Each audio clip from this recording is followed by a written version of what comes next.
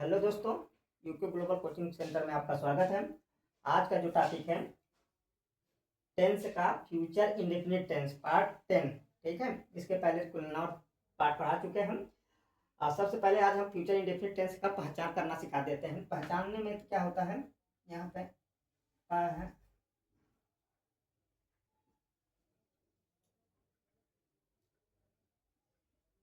गा गे गी, मतलब फ्यूचर टेंस का एक फ्यूचर टेंस का पहचानने का तरीका क्या होता है। जब चाहे फ्यूचर इंडेफिनिट चाहे फ्यूचर कंटिन्यूअस हो फ्यूचर परफेक्ट हो, हमेशा फ्यूचर वाले टेंस में लास्ट में गा गे गी लग के आता है। ठीक है, अब इसके बाद क्या होता है कि इसमें फ्यूचर इंडेफिनिट है हमेशा, जैसे फ्यूचर इंडेफिनिट है तो उसमें गा गी लग के ही आएगा। अब कंटिन्यूअस होगा तो रहा रही आता है। और परफेक्ट होता है तो परफेक्ट में क्या होता है, चुका चुकी लिया किया ये सब लग के आगे बस जैसे चुकाएगा चुकेगी चुकेंगे। अगर कंटिन्यूअस होता है तो रहेगा रहेंगे रहेगी ये सब लिखा है। लेकिन इसमें केवल इंडिफिनिट है तो गागे केवल लग के आएगा। तो सबसे पहले इसमें पहचान तो ये गागे होगा। उसके पहले हमने जो जो टेंस पढ़ा है, जैसे मान लीजिए प्रेजेंट इंडिफिनिट है, प्रेजेंट इंडिफिनिट के पहचान क्या है, मतलब प्रेजेंट टेंस की पहचान क्या होता है, लास्ट में जब भी कोई हिंदी का सेंटेंस होता है बोलते समय उसके लास्ट में है हो हूँ जरूर लग के आता है। अगर पास्ट रहता है तो पास्ट की पहचान क्या है कि उसके लास्ट में या तो था थी थे ई ए आ लग के आता है। ठीक है, अब उसमें से क्या होता है कि चाहे प्रेजेंट हो चाहे पास्ट हो चाहे फ्यूचर हो। अब present indefinite, present continuous, future present perfect, future perfect continuous, सारे टेंसों के लिए हमने विधि बता चुके हैं। इसी तरह पास्ट के लिए पास्ट में past indefinite, past continuous, past perfect. ठीक है, अब एक एक चलते हैं। तो इसमें क्या होता है, अब टेंस के बाद टेंसों के बाद सेंटेंस होता है। सेंटेंस 4 होते हैं, affirmative, negative, interrogative, negative, interrogative, negative. हमेशा टेंस के सेंटेंस 4 ही होते हैं, बाकी अदर सेंटेंस में जाएंगे तो और भी होते हैं, लेकिन टेंस का सेंटेंस 4 ही होते हैं। और टेंस की खासियत ये होता है दोस्तों, जब भी टेंस आएगा बिना मेन वर्ब का टेंस बनबे नहीं करेगा। टेंस का मेन फीचर होता है बिना मेन वर्ब सब्जेक्ट और मेन वर्ब आना अनिवार्य रहता है, इतना जान लीजिए। तो सबसे पहले इसमें पता लगाइए टेंस का सेंटेंस क्या है। तुम अंग्रेजी पढ़ोगे तो अफर्मेटिव है कि निगेटिव है कि इंट्रोगेटिव, कि इंट्रोगेटिव निगेटिव है। तो अफर्मेटिव हमेशा क्या कहता है, हमेशा कहता है हाँ आज अफर्मेटिव। ठीक है दोस्तों, अफर्मेटिव क्या कहता है, हमेशा सब्जेक्ट पहले रखेंगे, सब्जेक्ट, फिर इसके बाद एच बी बोले हेल्पिंग वर्ब, फिर मेन वर्ब, फिर इसके बाद ऑब्जेक्ट, ऑब्जेक्ट, फिर इसके बाद अदर वर्ड, ये सब्जेक्ट में। अच्छा, इसमें हेल्पिंग वर्ब क्या होता है इंडेफिनिट वाले में, हेल्पिंग एच बी। हेल्पिंग क्या वर्ब होता है दोस्तों, शैल, विल बी या शैल, विल या शैल का यूज करते हैं। ठीक है, helping verb H for help, B for work, जिसे हेल्पिंग मतलब सहायक क्रिया, पता चलता है कि कौन सा टेंस की बात हो रही है। ठीक है, तो हेल्पिंग वर्ब का मतलब ये होता है कि ये इससे ये पता चलता है कि कौन से टेंस की बात हो रही है। मतलब जैसे मान लो फ्यूचर है तो फ्यूचर इंडेफिनिट है, एक फ्यूचर कंटिन्यूअस है, एक future perfect, future perfect continuous. इसमें ये पता चलता है बस हेल्पिंग वर्ब ये टेंस मतलब समय बता देता है कि कौन से टेंस की कौन से समय की बात होता है, यही हेल्पिंग करता है। ठीक है, तब इसमें चलते हैं। अब हमेशा इंडेफिनिट है तो चाहे प्रेजेंट के इंडेफिनिट, चाहे फ्यूचर पास्ट के इंडेफिनिट, चाहे फ्यूचर के इंडेफिनिट, हमेशा इंडेफिनिट वाले टेंस का वर्ब का फर्स्ट फॉर्म चलता है। केवल एक अपवाद के रूप में पास्ट इंडेफिनिट के अफर्मेटिव मतलब सिंपल पास्ट के सेंटेंसों में हमेशा वर्ब का सेकंड फॉर्म, दुनिया में एक ही जगह सेकंड का वर्ब का सेकंड फॉर्म लगता है केवल पास्ट इंडेफिनिट के अफर्मेटिव सेंटेंस में, जिसे सिंपल सेंटेंस कहते हैं। और बाकी कहीं भी सेकंड वर्ब का सेकंड फॉर्म नहीं लगता है, तो हमेशा इंडेफिनिट वाला वर्ब का फर्स्ट फॉर्म लगता है। तो चलते हैं, तो यहाँ पे सब रूल अफर्मेटिव है। तो अफर्मेटिव का कहता है सब्जेक्ट, सब्जेक्ट क्या है तो कैसे कौन पढ़ाएगा। ठीक है, कौन पढ़ाए, तुम अंग्रेजी पढ़ाओगे। ठीक है, तो कौन पढ़ाएगा, तुम, तो इसका तुम को अंग्रेजी यू। अब इसके बाद अब यहाँ पे दो वर्ब आ रहा है, हेल्पिंग वर्ब दो, विल या शैल। एक पतना जो शैल होता है जब सब्जेक्ट में आई और वी, मतलब आई वी के साथ हमेशा शैल की यूज किया जाता है दोस्तों। बाकी सभी के साथ, जैसे यहां देख लीजिए आई वी, वी के साथ, आई वी के साथ शैल, बाकी सभी के साथ, बाकी सभी के साथ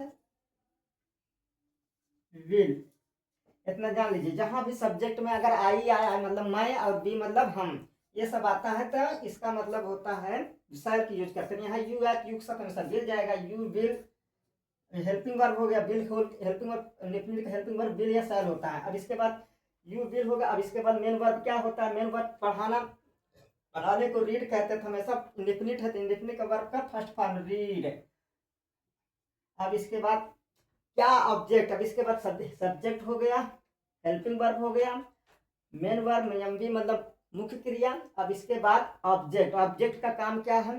क्या करता है, ठीक है, तो पढ़ाने का मतलब करना। अब इसके बाद अंग्रेजी, ठीक है, ऑब्जेक्ट कर्म पर, तो इंग्लिश। ये रहा फ्यूचर इंडेफिनिट का अफर्मेटिव सेंटेंस, ठीक है। अब अगला चलते हैं, वह हॉकी नहीं खेलेगा, ठीक है। तो यहाँ निगेटिव नहीं लग के आया, तो इसका मतलब नहीं लग के आया, तो इसका अब क्या करेंगे? अब इसका निगेटिव के हिसाब से चलेंगे, तो निगेटिव कहते हैं NEGATI। निगेटिव, निगेटिव में क्या होता है दोस्तों? पहले सब्जेक्ट रखेंगे, ठीक है, सब्जेक्ट, फिर इसके बाद हेल्पिंग वर्ब। अब हमेशा हेल्पिंग वर्ब निगेटिव वाले के बाद हेल्पिंग वर्ब बाद नॉट लगाया जाता है। फिर इसके बाद plus main verb, M V मतलब मेन, यम वी मतलब यम मतलब मेन, वी मतलब verb, plus object, plus O W मतलब वो फॉर अदर, और डब्ल्यू फॉर वर्ड, अदर मतलब अन्य वर्ड, अदर जो सब मतलब सब आ जाए, ठीक है। तो कौन नहीं खेलेगा? वह अंग्रेजी ही हमेशा बताया हूँ, आई बी के साथ शैल, बाकी सबके साथ विल, ठीक है। तो ही विल,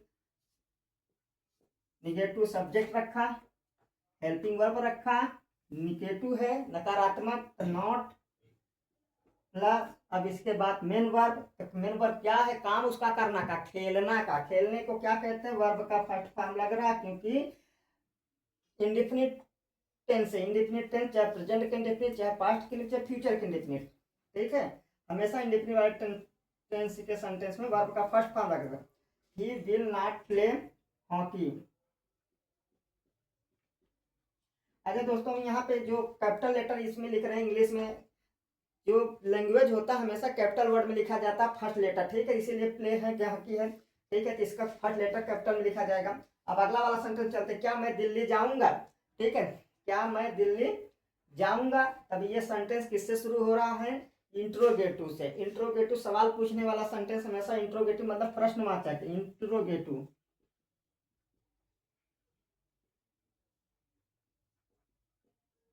इंट्रोगेटिव सेंटेंस का कहता है, तो पहले हेल्पिंग वर्ब, सबसे पहले इंट्रोगेटिव सवाल पूछने वाला शब्द अगर शुरू में, तो सबसे पहले सेंटेंस कहाँ से स्टार्ट किया जाता है? हेल्पिंग वर्ब मतलब सहायक क्रिया से। जो जिस टेंस का सेंटेंस रहेगा, उस टेंस का जो हेल्पिंग वर्ब रहेगा, उसी से सेंटेंस शुरू किया जाए, उसी हेल्पिंग वर्ब से। हेल्पिंग वर्ब, फिर इसके बाद सब्जेक्ट, फिर इसके बाद मेन वर्ब, फिर इसके बाद दोस्तों object, again other word. Helping verb, subject, main verb, object, other word. अब इसके हिसाब से चलते हैं, तो अब इसका कौन सा टेंस है? तो गा लगा है, तो इसका मतलब फ्यूचर है। फ्यूचर का इंडेफिनिट है, फ्यूचर के इंडेफिनिट का इंट्रोगेटिव सेंटेंस है, ठीक है। क्या मैं दिल्ली जाऊंगा, तो गा लगा, तो फ्यूचर, फ्यूचर में इंडेफिनिट है, इंडेफिनिट का इंट्रोगेटिव, इंट्रोगेटिव में हमेशा सवाल पूछने वाला शब्द शुरू में आया है, जिसका मतलब हेल्पिंग वर्ब। तो मैं का अंग्रेजी, अब हमेशा जब मैं आया तो हम बताएं मैं के साथ क्या जाता है? शैल, ताई बी के साथ शैल, तो शैल आई। अब ये देखिए हेल्पिंग वर्ब हो, सब्जेक्ट हो, मेन वर्ब क्या है? जाना। जाने को फर्स्ट फॉर्म इंडेफिनिट वाले टेंस को फर्स्ट फॉर्म यूज किया जाता है, प्रेजेंट हो, पास्ट हो, फ्यूचर हो, चाहे जो हो। अब इसके बाद शैल आई गो टू दिल्ली। अब इसके बाद क्या हम हिंदी नहीं पढ़ाएंगे, ठीक है, क्या हम हिंदी नहीं पढ़ाएंगे, तो इसमें मतलब सवाल भी पूछा, नहीं भी आता, इसका मतलब इंट्रोगेटिव निगेटिव। इंट्रोगेटिव निगेटिव के लिए क्या कहता है?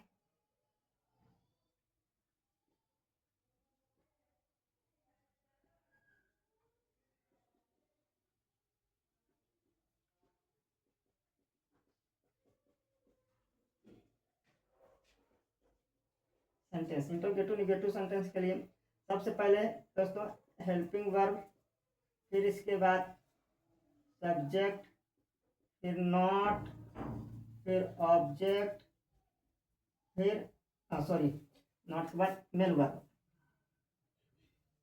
यंगी, फिर ऑब्जेक्ट, फिर अदर वर्ड। दोस्तों helping verb, subject, not, main verb, object, फिर अदर वर्ड। ये हमेशा चाहे चाहे जो देखो, चाहे टेंस के जितने भी टेंस अभी तक पढ़ाए, चाहे कोई भी टेंस हो, रूल जो अफर्मेटिव, निगेटिव, इंट्रोगेटिव, इंट्रोगेटिव के जो नियम है बस वही रहेगा।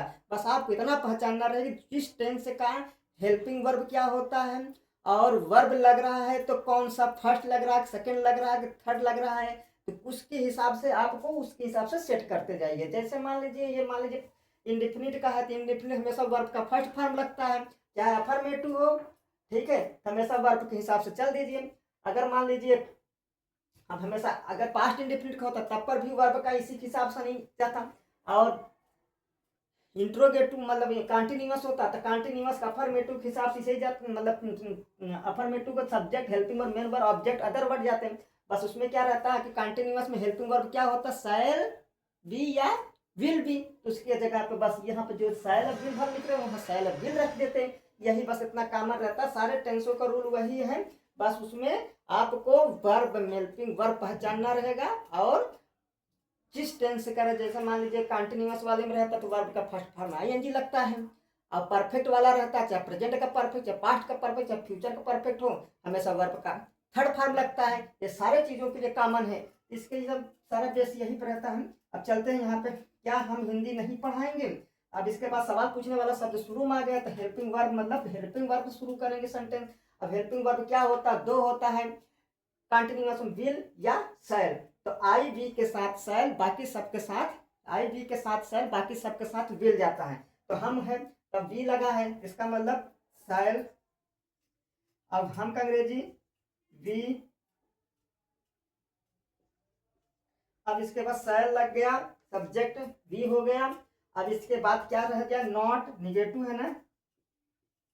फिर इसके बाद क्या है, नॉट के बाद क्या है, मेन वर्ब, मेन वर्ब क्या है, मुख्य क्रिया, मुख्य क्रिया मतलब पढ़ाना, ठीक है। तो पढ़ाने को क्या कहते हैं, टीच। पढ़ने को, अपने को पढ़ने को रीड कहते हैं दोस्तों, पढ़ाने को टीच कहते हैं, T E M T E A C H, teach first form लग रहा है। अब इसके बाद अब क्या पढ़ा रहे हैं, पढ़ा तो रहे हैं तो क्या पढ़ा रहे हैं, तो ऑब्जेक्ट पे जाएगा, ऑब्जेक्ट हिंदी।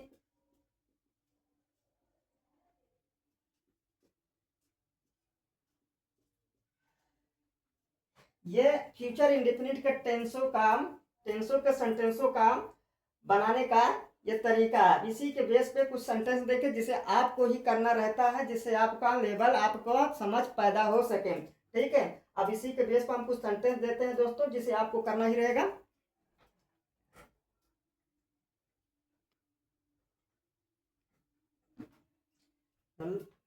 दोस्तों जो इस फ्यूचर इंडेफिनिट के बेस पे सेंटेंस दिए हैं चार, इसमें affirmative, negative, interrogative, interrogative, negative, चारों सेंटेंसों का सेंटेंस देते हैं। राधा मुंबई जाएगी, अफर्मेटिव। गीता खाना नहीं बनाएगी, गागी लगता हमेशा फ्यूचर में आता है। क्या तुम स्नान करोगे, क्या भी सवाल पूछा, ठीक है, तो इंट्रोगेटिव। तुम स्कूल क्यों नहीं जाओगे। अब ये देखो सवाल पूछने वाला वर्ड बीच में आ गया, तो सबसे पहले सवाल पूछने वाले अंग्रेजी की वर्ड, शब्द की अंग्रेजी सबसे पहले क्यों, तुम स्कूल क्यों, तो क्यों ये इंट्रोगेटिव वाले मतलब डब्ल्यू डब्ल्यू फैमिली वाले सवाल पूछने वाले वर्ड है, शब्द हैं, तो सबसे पहले इसकी अंग्रेजी लगे, फिर इसके बाद हेल्पिंग जो इसके पहले बताए हैं। तो क्यों, क्यों का अंग्रेजी वाई होता है, नहीं जाओगे, ठीक है। तो इंट्रोगेटिव निगेटिव है आज का ही ये फ्यूचर इंडेफिनिट टेंस है। अब इसके बाद अगला वाला टॉपिक जो रहेगा फ्यूचर कंटिन्यूअस रहेगा, ठीक है। तब इसमें से इसमें लगाइए। अब आप इसी के बेस पे अपने मन से कुछ सोच सोच के रखेंगे तो आपको अंग्रेजी बोलने का शैली समझ आएगी, ठीक है। आज के टॉपिक इतना ही। जय हिंद दोस्तों।